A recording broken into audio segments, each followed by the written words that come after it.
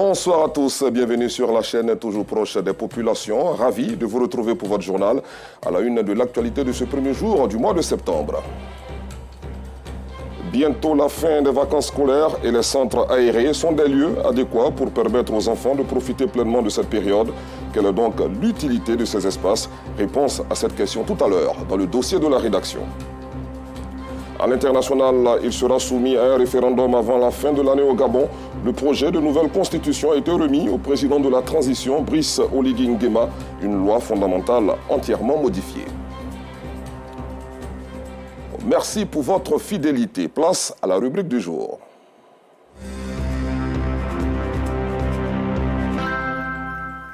Les enfants ont besoin de s'amuser sainement pendant les vacances scolaires. Et les centres aérés sont des espaces adéquats pour permettre aux tout-petits de profiter pleinement de cette période. Ces centres proposent d'ailleurs des activités denses.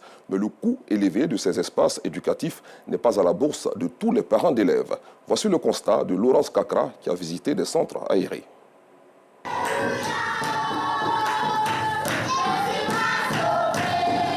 C'est dans une atmosphère de joie que ces enfants s'adonnent à des activités récréatives. Nous sommes dans un centre aéré chrétien, un lieu d'accueil propice à l'épanouissement de tout petits pendant les vacances scolaires. Nous avons eu en charge 250 enfants qui sont de la tranche d'âge de 3 à 16 ans. Et il faut dire que les activités sont autour d'abord de l'enseignement biblique, parce que nous sommes une école chrétienne. Ils font aussi l'apprentissage de l'anglais, comme dans notre programme de formation. Ils font également la natation, comme également notre programme de formation. Ils font l'informatique. Ils font tout ce qui est activité sportive également. L'objectif, c'est de bien prendre soin des enfants. Donc, nous prenons en charge chaque parent selon ses besoins. Nous commençons d'abord par la création. Il faut qu'ils connaissent les 7 jours de la création.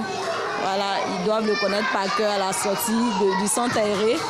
Et après, nous parlons aussi de la vie de Noé, qui est l'obéissance. Un enfant doit être obéissant.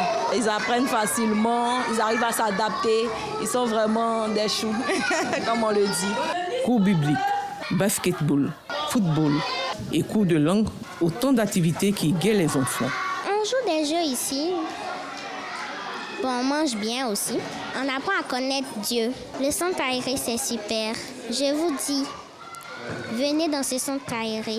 Il y a beaucoup d'activités. On ne reste pas les bras croisés quand on vient en classe. On commence par les activités bibliques et après, on termine avec les activités sportives. Quelquefois, nous faisons des sorties avec tous nos amis. Le centre attire bien de parents d'élèves désireux d'offrir à leurs enfants des vacances saines et agréables.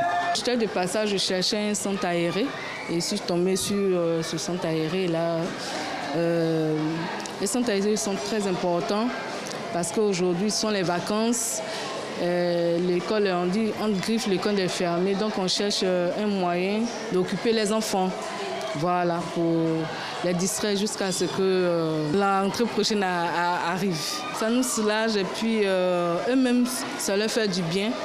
Ne pas être cloîtrés encore à la maison, voilà, pour se divertir et puis connaître d'autres enfants. Dans cet autre centre aéré, plusieurs activités sont proposées.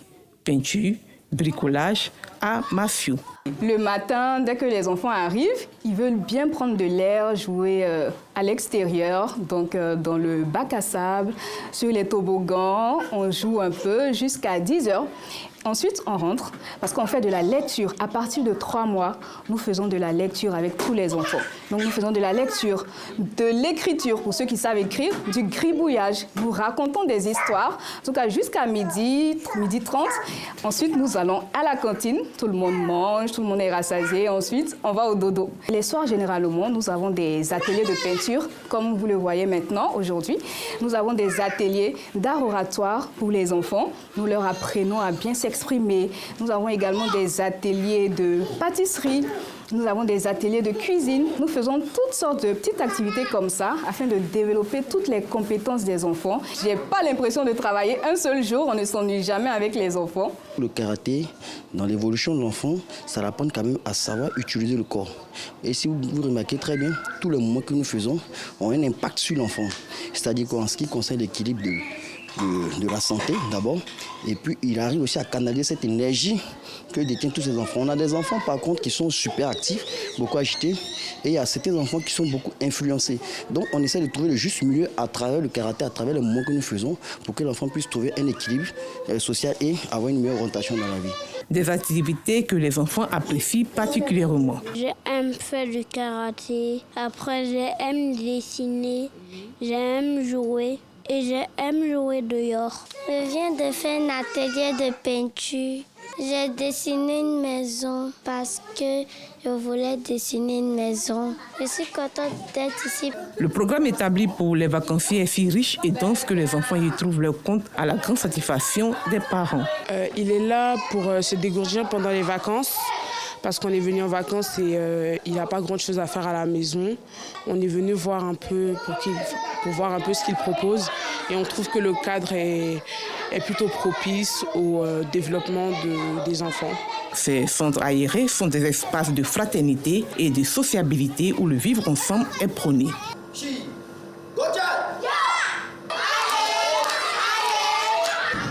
Ghislain Koulibaly, sociologue et spécialiste du genre, met en avant leur utilité. C'est utile pour ces enfants parce que lorsque ces enfants se retrouvent dans ces centres aérés, on travaille leur autonomie.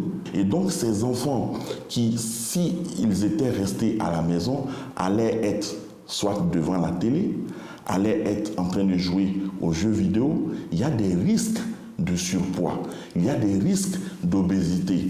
Donc ces enfants-là échappent à ce risque d'obésité, de surpoids, en étant dans des centres aérés, parce que là-bas, ils peuvent gambader, là-bas, ils peuvent courir, et ça leur permet justement d'échapper à ce surpoids. Deuxième chose, ils vont à la découverte de nouveaux amis. Et là-bas, ce qu'on privilégie, c'est le partage. Ce qu'on privilégie, c'est le vivre ensemble. Ce qu'on privilégie, ce sont des activités ludiques, donc sportives, où on met l'accent sur le collectif. Ce n'est plus l'individu, mais ça devient le collectif, le groupe. Le centre aéré va faciliter l'intégration de ces enfants dans leur communauté et c'est très important. Les parents gagneraient justement à simplement s'assurer que ces centres aérés sont tenus par des professionnels, des moniteurs qualifiés qui pourront proposer des jeux adaptés à l'âge de l'enfant. Que de bienfaits enregistrés dans ces centres au profit des enfants. Les activités menées contribuent à leur développement personnel et social, laissant aux vacanciers des souvenirs inoubliables. Cependant, des situations déplorables peuvent parfois survenir au cours du séjour. Toutefois, il est bon de reconnaître que là où des enfants se retrouvent de divers horizons, ils viennent de plusieurs profils, il peut se retrouver avec justement des cas de violence basée sur le genre. Les plus grands peuvent exercer peut-être des cas de violence physique, donc coups et blessures sur certains enfants. Lorsqu'on vous parle d'activité ludique, il peut y avoir des cas d'accident. Donc, on peut jouer au ballon et puis se fracturer un genou, ça peut être une luxation. Donc, c'est des petites situations qui pourraient arriver, mais rien de bien grave. L'inscription dans ces centres aérés coûte en moyenne aux parents des vacanciers entre 100 et 150 000 francs CFA par mois. Mais comment rendre ces lieux d'accueil plus accessibles à tous, permettant à un plus grand nombre d'enfants de bénéficier de leurs programmes enrichissants? Pour leur essor, il est essentiel de créer davantage de centres aérés et de les promouvoir efficacement. Les enfants pourront ainsi, à la fin de l'année scolaire, s'occuper sainement, joindre l'utile à l'agréable pendant les vacances. Plus que de simples lieux de distraction, les centres aérés se présentent comme de véritables cités d'éveil et d'épanouissement pour l'ensemble des enfants. Toujours à propos des vacances scolaires, le groupe scolaire Selmer Commissariat de Port-Bouët a accueilli hier la cérémonie de clôture de la 15e édition des activités de vacances de l'ONG ABK Education. Cette cérémonie a réuni élèves, parents et enseignants de plusieurs écoles pour récompenser l'excellence et célébrer l'apprentissage à travers des activités culturelles et artistiques. Reportage, bienvenue Kwao et Adam Akone. Élèves, parents d'élèves et enseignants de la commune de Port-Bouët ont été célébrés lors de la 15e édition de la cérémonie de clôture des activités de vacances de l'ONG ABK Education. Au cours de cette rencontre, les 3 meilleurs élèves des classes de primaire et de secondaire ont été récompensés pour leur performance lors des cours de vacances. C'est mon grand-père qui m'a encouragé à venir au cours de vacances. Il m'a dit que ça allait me faire du bien, que j'allais apprendre de nouvelles choses. Comme ça, à la rentrée, je serai un peu en avance sur les autres. J'encourage mes petits frères, mes sœurs, mes amis à faire comme moi. Parce que la réussite commence toujours par le travail. Vraiment, de voir l'ambiance, de voir l'encadrement que les enfants ont, ça a été un apport en plus aussi du suivi que nous faisons à la maison. La dimension éducative des activités de vacances de l'ONG ABK Education a également été illustrée à travers plusieurs activités extrascolaires et un mini-oiseau vacances au cours duquel les élèves ont démontré leur savoir-faire en matière de théâtre et de danse.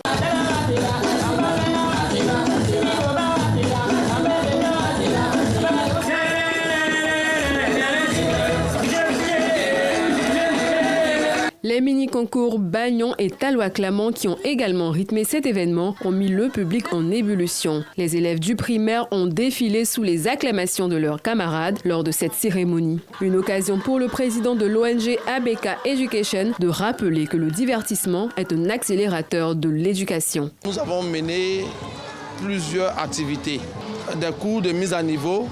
Cela permet aux enfants de renforcer leurs capacités. On fait les deux. On les amène à s'amuser et en même temps, en s'amusant, ils apprennent. Kwame Kofi Roger, représentant des directeurs des différents établissements, a souligné l'importance des cours et activités de vacances pour les élèves. L'ONG ABK Éducation, depuis déjà 15 ans, qui organise ces activités, permet de transmettre à nos enfants les valeurs morales et les principes d'éthique, afin qu'ils puissent affronter l'école, la rentrée scolaire avec plus de sérénité. Tous les élèves que nous présentons, du moins qui travaillent avec nous pendant les vacances, on fait généralement 90% d'admis. Pendant l'année scolaire, on fait le suivi de ces enfants-là. Nous restons en contact avec eux pour pouvoir mieux les encadrer afin d'avoir un bon résultat. Placée sous le thème de la cohésion sociale en milieu scolaire, socle d'une formation saine et constructive, la cérémonie de clôture de la 15e édition des activités de vacances de l'ONG ABK Education a été l'occasion de rappeler l'émulation synergique entre les élèves, les parents d'élèves et les enseignants qui espèrent que cette dynamique continuera à animer chaque période de vacances scolaires. Retrouvons notre reporter Bienvenue Kwao qui nous conduit cette fois au lycée moderne d'Anyama où l'ONG Impactful Education a procédé ce week-end à la clôture de son programme de renforcement de compétences des élèves de la commune. Ce rendez-vous a été marqué également par la distribution de kits scolaires aux participants et attestation de participation. Apporter leur pierre à l'édifice national après avoir acquis des atouts intellectuels leur permettant de garantir leur performance scolaire, c'est tout le sens d'une séance de renforcement de capacité des élèves de la commune d'Anyama. Une idée de Korotumu Kesibalo, présidente de l'ONG Impactful Education. L'année dernière, on n'avait seulement que 20 élèves et cette fois-ci, on a doublé déjà à près de 50 élèves. Cette année, on a déjà former nos élèves dans la littérature et puis aussi dans la technologie et puis les permettre aussi de découvrir un peu le beau pays, la Côte d'Ivoire, en effectuant des voyages au musée, soit dans Matonkara, au parc national du Banco et à Grand Bassam. Une initiative encouragée par l'honorable Farikou Soumaoro, député d'Anyama. Pour nous, c'est une fierté à Anyama. Avoir une de nos filles qui, après ses études primaires et secondaires au niveau d'Anyama, se retrouve en Amérique, va étudier et par la grâce de Dieu, finit ses études, a des opportunités dans sa vie. Et à travers cette opportunité, elle a eu quelque chose et ce quelque chose, il met à la disposition de la jeunesse d'Anyama. En plus d'une formation de qualité dans plusieurs domaines de compétences, les bénéficiaires ont reçu des kits scolaires et des attestations de participation. Ils ne cachent pas leurs émotions. Cette formation a représenté grand chose pour moi, dans le cadre où j'aimerais plus tard devenir un informaticien, soit un hacker. Je suis très content de ce que j'ai réussi.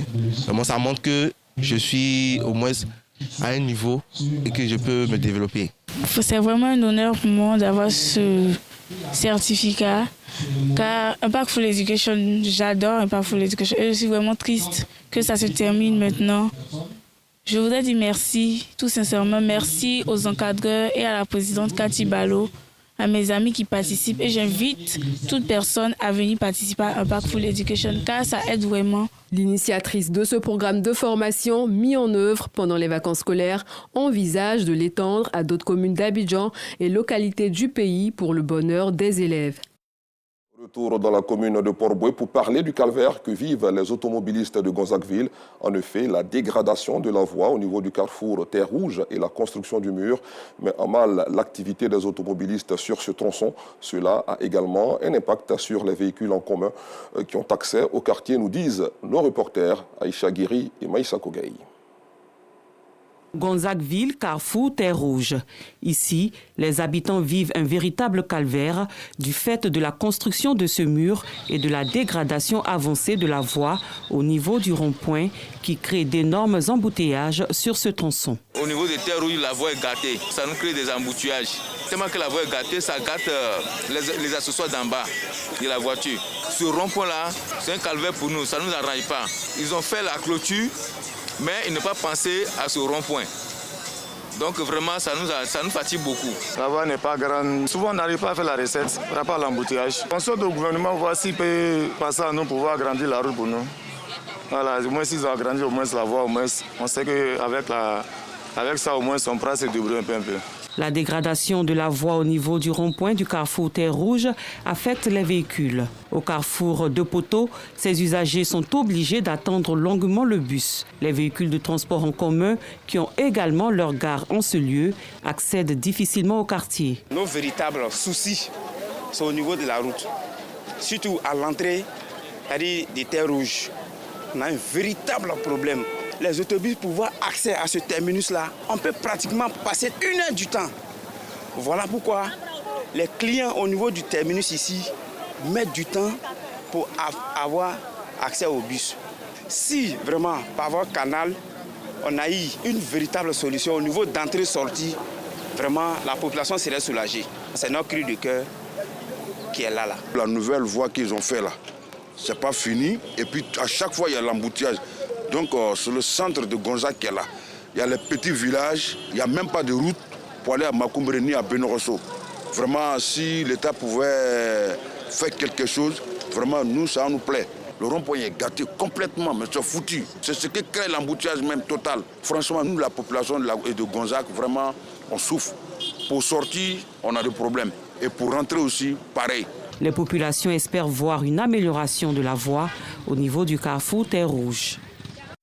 Vivement que les autorités compétentes prennent des mesures assez importantes pour mettre fin à cette situation insupportable pour les usagers de cette zone balnéaire.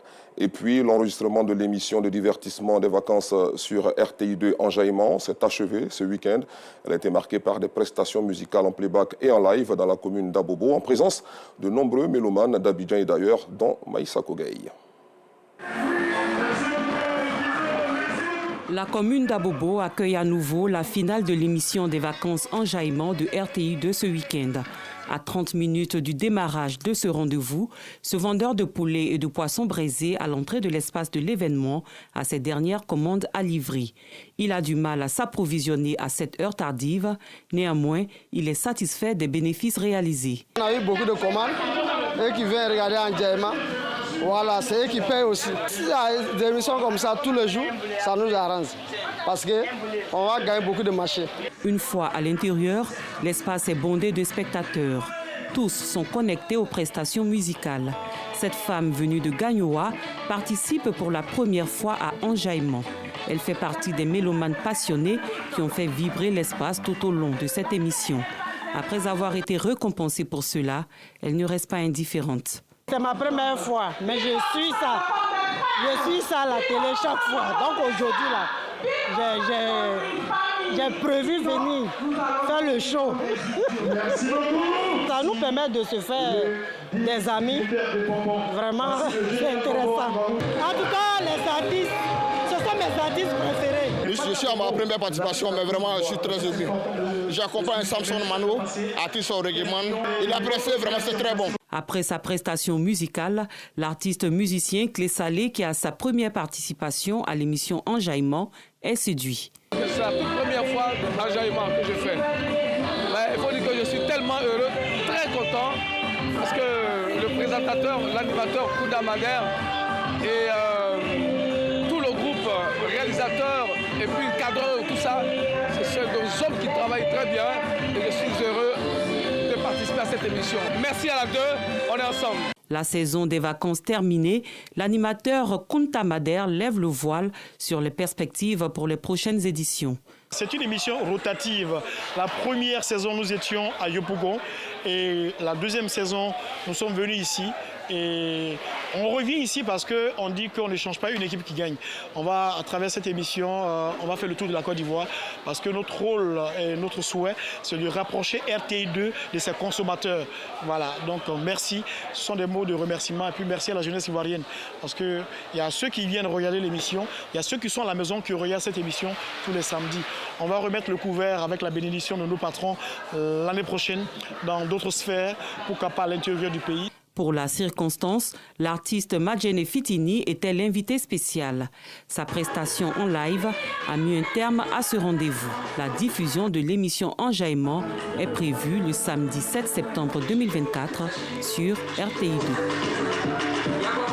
Ouvrons la page internationale de cette édition au Gabon. Alors qu'un référendum constitutionnel doit y avoir lieu fin 2024, le projet de la future constitution a été remis hier au président de la transition, Brice Oligui Nguema. Le texte instaure un régime présidentiel dans ce pays d'Afrique centrale en raison notamment de la suppression du poste de Premier ministre. Le président de la République sera élu pour un mandat de 7 ans renouvelable une fois. Adoptée en 1991, la constitution gabonaise sera entièrement modifiée. Hors du continent, l'extrême droite allemande de l'AfD a pour la première fois remporté ce dimanche un scrutin régional dans le Land de Thuringe, dans l'est de l'Allemagne. Dans la Saxe voisine, ce parti est coude à coude avec les conservateurs de la CDU pour la première place selon des sondages de sortie des urnes. Terminons ce tour du monde au Proche-Orient où le Premier ministre israélien Benjamin Netanyahou a menacé ce dimanche de régler son compte au Hamas palestinien après la mort de 6 otages dont les corps ont été retrouvés dans la bande de Gaza. Plus tôt, un dirigeant du Hamas avait estimé qu'Israël était le responsable de la mort des otages parce qu'il s'entête à poursuivre sa guerre génocidaire et à fuir tout accord du cessez-le-feu. 251 personnes ont été enlevées en Israël depuis le déclenchement de cette guerre le 7 octobre dernier. Merci d'avoir suivi cette édition. Soyez aussi heureux que cela est possible. Bonne suite de programmes sur RTI2.